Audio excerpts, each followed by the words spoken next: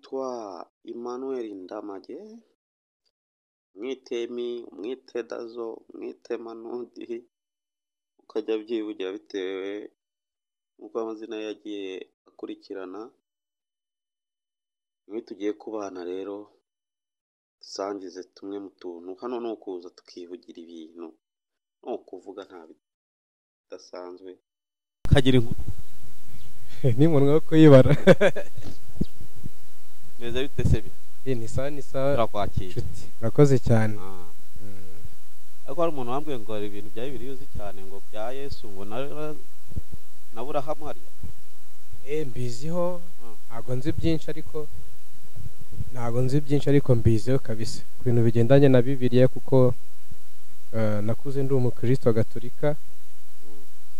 Nagiye nkurira imiryango imwe n'imwe ya Gisiyo gatolika ayigisha ndetse kugera ku rwego rwa diocese.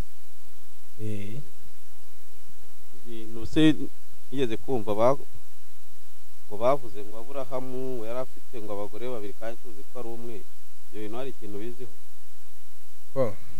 Aburahamu ntago yagize abagore babiri nk'uko wenda babisobanura, ariko ikizwi nuko Aburahamu yatinze kubyara.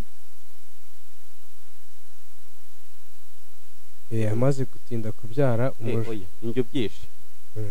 Adamu ko tuzi Adamu na Eva wari undi mugore uba muri sazi. Ibyo ni ibintu bisanzwe. Adamu ntago yigeze agira umugore umwe buriya. Ni ukuvuga ngo Bibiliya ariko yanditse Bibiliya yandika inkuru za vuba ahangaha, ariko hari amateka ya mbere yuko abanditsi ba Bibiliya bandika. Ni ukuvuga ngo hari icyo siyansi bisobanuraho ku bigendanye n'abagore Adamu yaba yarashatse. Ubundi bivugwa yuko ubwa mbere umugore yaba yaratunze ni umugore umwe witwaga Lilith. Uwo Lilith ntago avugwa muri Bibiliya. Yarapfuye se yagiyeho ubundi buryo batawe ukuntu yaje gupfa nibyo ngiye gusobanurira. Ni ukuvuga ngo uwo mugore witwa Lilith ni umugore Imana yaremanye na Adamu. Urabona ko Imana yafasha kondo igatoba ikavumba umuntu.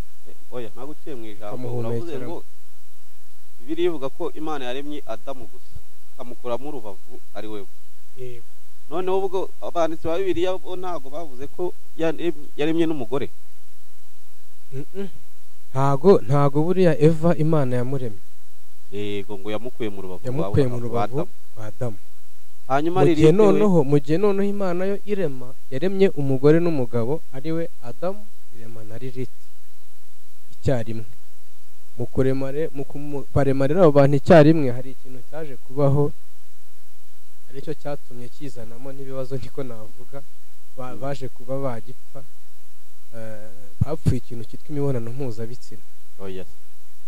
Ni ukuvuga ngo ukuntu byagenze bakibarema, ni ukuvuga ngo mbere hakorwaga imibonano mpuzabitsina umugabo ari uri hasi, mbere y'uko umugore akaba ari hejuru, mbere y'uko abanditsi ba Bibiliya bayandika.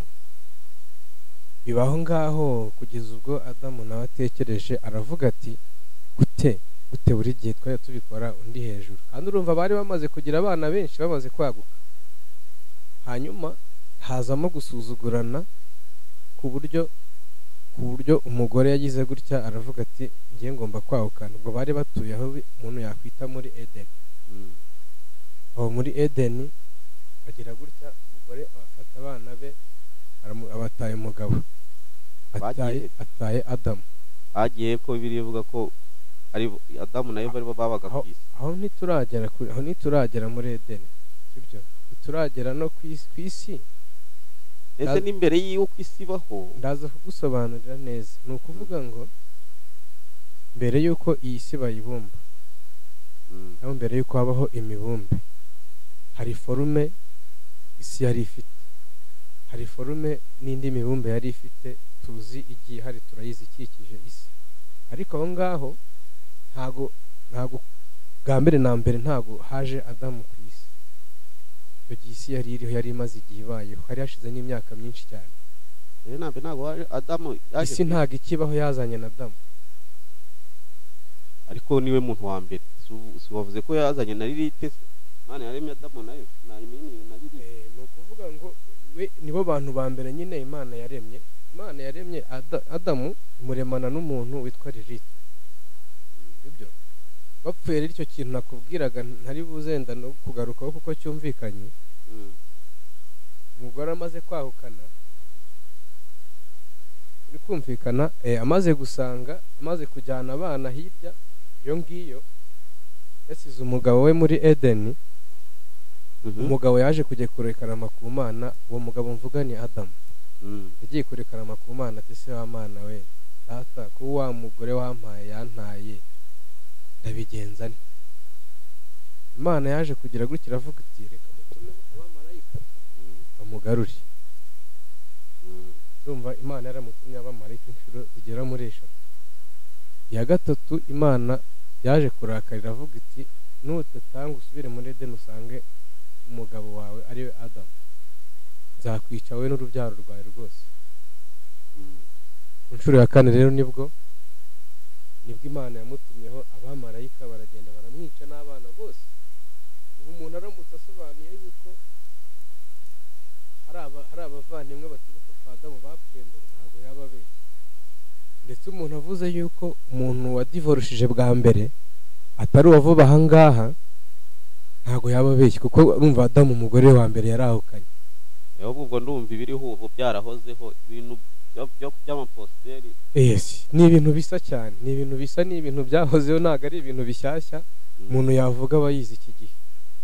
Ahubwo noneho kugira ngo rero Eve aboneke nangwa Eva, nibwo Imana yaje isinziriza Adamu imukuramo urubavu imuhindura umugore. Urumva tuvugishije ukuri, ntabwo Imana yigeze irema Eva, ntabwo yamubumbye. Bibiliya ivuga ko yamukuye mu rubavu, ntabwo yamubumbye. Ariko ntabwo byakiriye aho ngaho, wenda hari ikindi kintu badasobanuraho kimwe. Edeni hari uko Bibiliya ibisobanura, hari n'uko siyansi ibisobanura. Ndetse Edeni nk'uko bivugwa, bavuga yuko Edeni ibindi Bibiliya ibisobanura yabayeho hano muri Isirayeli, ni ahantu hagenwe aho hateguwe, ariko bakongera bagasobanura ko ubundi icyo bita Edeni ni ikintu gifite amapfundo. Ipfundo rya mbere, urumva Edeni ni naho abantu bahurira bakaba bagira gute bakora imibonano mpuzabitsina. Ni icya mbere. Icya kuvuga Edeni ni imagination. Mu buryo bubiri, mu buryo bwa siyansi mu buryo bwa siyansi biraho, mu buryo bwa Bibiliya bavuga ko ari imagination. Ko se ugiye kuruta usobanuye neza. Iyo bavuze ngo inzoka yaraje gushuka Eva, kandi ubwo ngubwo ni muri Edeni, ibyo bintu wabisobanura? Abisobanura ubwo nawe wemeranya n'abantu bavuga ko ririya tunda koko ari imibonano bakoze? Mu buryo bugaragara wavuga yuko ririya tunda ni imibonano bakoze, kuko bemeza yuko n'ubundi rwose inzoka yabikurikiranye yayikoze n'inzoka. Yego, niko bivugwa. Urumva inzoka n'umuntu cyumvikana ubundi inzoka ko ari ikiremwa mu ruhande rumwe, inzoka ko ari ikiremwa ari inyamaswa Imana yaremye nk'uko izindi zihari, bwo wasobanukira ukuntu wavuga ngo niyo Imana yakuremo imyuka ya shitani, niyo yaje kuba shitani iteye inzoka. Ese buri inzoka bwo si ukwima nko gushushanya umuntu mubi. Izi nzoka ubundi haryabana n'umuntu. Ese inzoka kera zaravugaga? Ubundi uko bavuga yuko inzoka, urabona Adamu na Eva ibyo ngibyo, ariko ni nyuma nicyo Bibiliya isobanura. Ni nyuma ubwo Lilith atakiri muri system. Ni nyuma yuko umugore wa mbere wa Adamu yari yarahukanye n'urubyaro rwe rwarapfuye.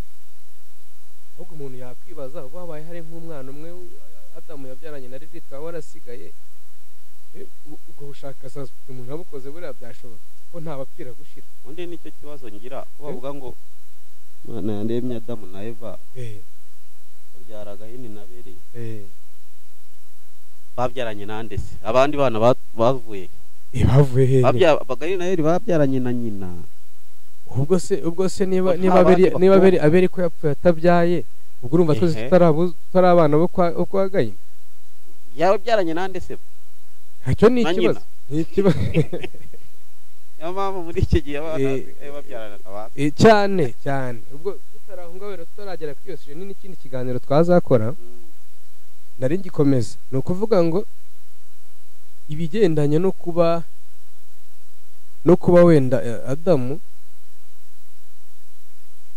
ibigendanye no kuba Adamu we yari yifitiye uwo mugore Imana yamushumbushije ni ibintu umuntu acukumbuye yazabona neza kuko bigaragara ko ibyo iyobokamana ritubwira ibyo abamisiyoneri batubwira bitandukanye cyane n'ibyo siyanse ivuga kuko siyanse isobanura byinshi cyane na Bibiliya igasobanura byinshi ku bigendanye n'imibereho ya muntu cyangwa n'imva n'imvano y'aho umuntu yagiye aturuka ariko urumva nawe ugiye kwibaza wakwibaza ukuntu Abeli yapfuye atabyaye kandi abantu tukororoka twese twarororotse urumva duturuka kuri nde kuri Kayini none Kayini ntabwo tumenya ngo se umugore we nta Bibiliya igaragaza yashatse uhe mugore ibyo ni ibintu wenda umuntu yazicara agacukumbura kuko n'ubundi siyanse byose ariko ibibizi mu buryo bugaragara henda twazabikoraho ikiganiro mu bundi buryo buzakurikira igihe bizabera ariko se we wibajije urumva koko bisobanutse menya ari iby'abapadiri bavuga ko ari amayobera amatagatifu ntabwo ari abapadiri aretse ko nawe wenda baba batabizi iby'iyobokamana rivuga ntabwo ari abapadiri ko buriya abakozi abantu bose bigisha ikintu bita iyobokamana ntabwo bisobanuye ko ari abapadiri ariko bafashe iya mbere bakabizana muri Afurika byaje mu ishusho ya Gatolika kuko byaje mu ishusho y'abakaridinare kandi le karidino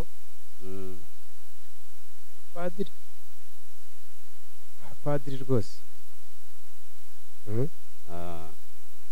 wakwibazaho byinshi ukaba wasobanukirwa uramutse ugiye gucukumbura nuko isi tuba turi kujyamo ibidusaba byinshi byo gukora yego rero urakoze kubw'umwanya wenda mu gice cya kabiri utatubwiraho ibindi birenzeho